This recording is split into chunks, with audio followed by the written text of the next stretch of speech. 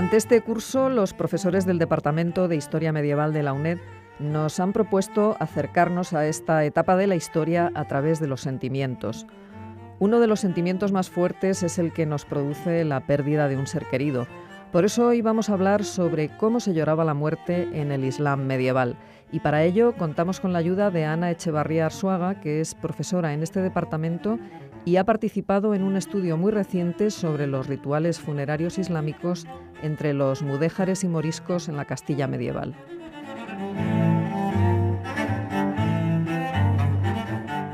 Ana, muy buenos días y bienvenida a Sin Distancias. Muy buenos días. Bueno, la muerte es uno de los momentos más duros de la vida. ¿Cómo se vivía en el Islam medieval? Tenemos pocas descripciones, pero algunas hay. Básicamente no se distingue mucho de cómo se vive hoy en día, puesto que se vincula, digamos, a la cuestión religiosa y en eso no ha habido tantos cambios. Pero la muerte es un momento difícil, evidentemente, y sí sabemos que lo hacían de una forma muy familiar, bueno, más o menos como se hacía también en la sociedad cristiana de la misma época. Y lo que sí nos han llegado han sido varios textos muy interesantes en los que se nos describe cuáles son las vivencias, cómo hay que acompañar a los que están falleciendo, la actitud de las familias, quiénes son las personas de la comunidad y las autoridades religiosas que tienen que estar presentes en cada momento. Entonces tenemos pues un poquito una visión así por encima de cómo pudo ser ese tránsito a la otra vida, dramático en unos casos y menos en otro, y cómo lo afrontaban los musulmanes en la Edad Media en la península ibérica. Es decir, que había todo un ritual establecido, digamos. Sí, había por una parte rituales y por otra parte lo que podríamos llamar solo costumbres. El ritual estaba establecido por la escuela maliquí, que es la escuela de derecho que seguían los andalusíes y que se sigue manteniendo durante todo el periodo del Reino de Granada y también en el norte de la península por parte de los mudéjares, los musulmanes que vivían en la España cristiana. Y digamos que estos rituales eran muy básicos. Era, bueno, acompañar al difunto en la casa mientras fallecía, después pues una serie de baños rituales y envolverlo en su mortaja. Y después, bueno, pues se habla más o menos de las oraciones que hay, que se pueden rezar por el difunto y cómo debe ser la compañía al difunto y el enterramiento desde el punto de vista siempre del ritual. Esto es lo que nos hablan los tratados. Luego, una de las fuentes muy interesantes que hemos encontrado hace poco son las actas de una cofradía que, entre otras cosas, se dedica a enterramientos.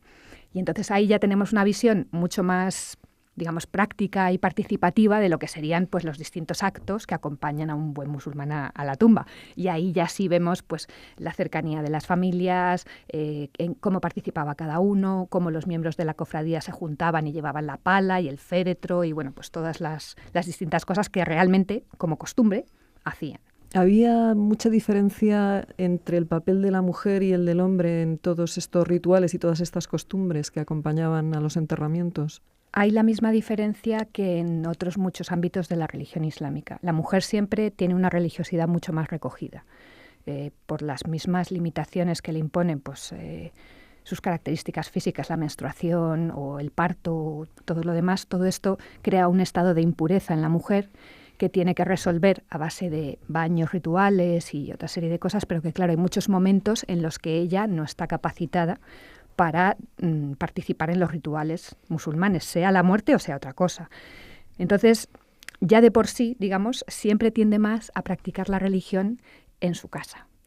A la hora de la muerte, claro, muchas de las cosas se hacen en casa. En esta época todavía no hay tanatorios, no hay cosas así. Entonces, bueno, pues lógicamente la vela del difunto la hacen las mujeres de la familia, siempre que no haya varones que no sean de la familia. O sea, ya empezamos a ver siempre las clasificaciones, digamos, pues por la circunstancia de ser mujeres. Pues la mujer puede lavar a sus hijos, puede lavar al marido, puede lavar, por supuesto, a las otras mujeres de la familia, pero ya en cuanto se trata de otros difuntos, pues ahí ya se empieza a ver, o sea, estas regulaciones sobre qué grado de la familia puede atender una mujer o no. Pero vamos, por lo demás, ellas participan en las oraciones al lado de la persona que va a fallecer, ellas pueden participar, si son miembros de la familia, en todos los rituales del baño. Lo que no se las ve tan, vamos a decir, tan abiertamente, es en las procesiones al cementerio. O sea, las más próximas pueden ir, más tapadas, pero en general las mujeres van al cementerio cuando no van los hombres, vamos a decir. O sea, en otro momento. Sí van, pero en otro momento. Y normalmente, a veces sí, ya digo, sobre todo las más próximas, las más cercanas en la familia, pero lo que deja traslucir la documentación es que se intenta mantenerlas un poco al margen, ¿eh? Y siempre van un paso o dos por detrás de los hombres. Si van a hacer la oración, siempre se tienen que poner detrás. O sea, en cada uno de los rituales siempre se ve que están un poquito aparte. Y en cuanto a la expresión del dolor, de la pérdida, la tradición islámica, ¿qué señala? ¿Que tiene que haber una contención o se expresaba públicamente? No, ahí, por ejemplo, sí que la mujer es donde, digamos, da el do de pecho. Porque, en principio, siguiendo costumbres que ya conocemos en los griegos o en los romanos, la mujer es la plañidera por excelencia. O sea, y si se va a contratar a alguien que vaya a llorar por el difunto, es una mujer. Pero a los musulmanes o al Islam no les gusta mucho este tipo de expresiones. Intentan que sea un dolor contenido, de alguna manera. También es verdad que en muchos casos las expresiones de duelo de las mujeres son gritos, son, no sé, expresiones muy excesivas, vamos a decir. Y entonces, bueno, claro, los alfaquíes intentan regularlo. También hay otro problema, y es que en el caso de aquellos musulmanes que viven bajo dominio cristiano, cuanto más se escandalicen, más riesgo corren. Entonces también se intenta que esto no ocurra. Bueno, en general sí se sabe que, bueno, que se hacían banquetes, por ejemplo, encima de la tumba. Ha pasado unas horas o unos días del enterramiento del muerto, lo mismo que en Egipto, lo cual es muy curioso. Luego, por ejemplo, las mujeres eran enterradas de manera que no se les viera la cara, o sea, la cara estaba tapada por la mortaja, pero que no se pudiera distinguir que eran mujeres. Entonces les ponían una especie de palanquines por encima del féretro, muy curiosos, y hemos encontrado restos de clavos y de maderas en las tumbas, por ejemplo, del cementerio de Ávila que se han excavado, que parece que podrían ser parte de esos palanquines de madera que se ponían para velar completamente lo que eran las mujeres. Qué curioso. Son unas costumbres muy curiosas, sí. O sea, a lo mejor no hay joyas, pero en cambio encontramos este tipo de coberturas. Sí, porque esa era otra de las recomendaciones de los alfaquíes, ¿no? No enterrar a los cuerpos con joyas ni con riquezas. Se supone que el musulmán debe llegar ante Dios de la forma más sencilla posible. Entonces, debe estar envuelto en su mortaja. La mortaja puede ser mejor o peor según su calidad social, pero siempre se habla de mortajas sencillas. Y, hombre, se han encontrado pues pequeños pendientes, alguna pulserita de estas de oro sencilla, pero normalmente no hay ajuares de estos que encontramos en tumbas más antiguas. No, es todo muy sencillo. Es lo mismo que lo de que no haya ataúdes. El cuerpo debe reposar sobre el suelo. Directamente. Directamente, y esto es muy importante.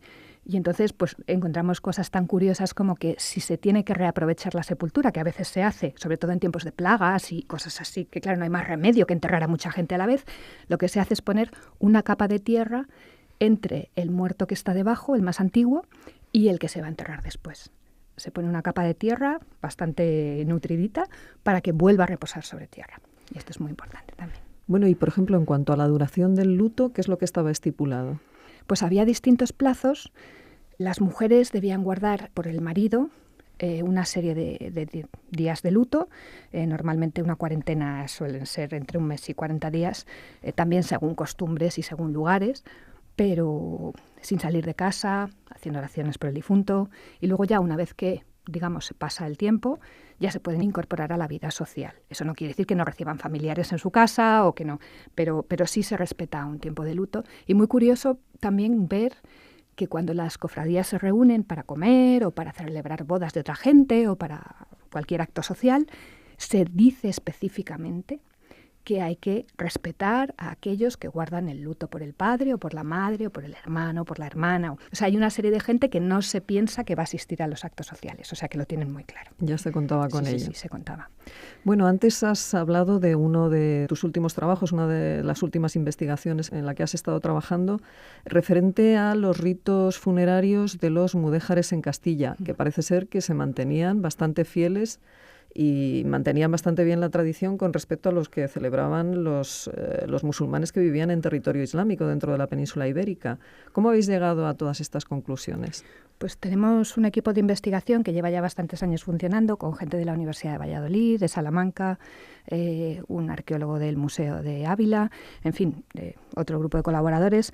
Y entonces lo que estábamos viendo es, gracias a que se han excavado, se han hecho varias fases de excavación en el cementerio mudéjar de Ávila, se tiene ahora pues un montón de muestras, tanto humanas como de dibujos, de cómo estaban colocados y todo lo demás. Y entonces se pensó en hacer un estudio más amplio. Entonces tenemos gente trabajando en muchos campos distintos, parte en la comunidad de vivos, en cómo vivía esta gente, y otra parte en toda la parte, digamos, funeraria. Uno de mis compañeros ha clasificado las estelas, por ejemplo, que se parecen mucho a las estelas que se encuentran en Marruecos o en Túnez. Entonces, bueno, pues está claro que hay una continuidad. No son tan, vamos a decir, no hay tantas inscripciones, pero las formas sí puedes ver muchos contactos. Luego, por ejemplo, pues eso, la postura evidentemente pues es la canónica, se intenta respetar lo más posible. Hay algunos cambios de orientación respecto a la Meca, pero bueno, eso ocurre en muchos cementerios de muchos lugares del mundo islámico, o sea que no es nada, digamos, raro.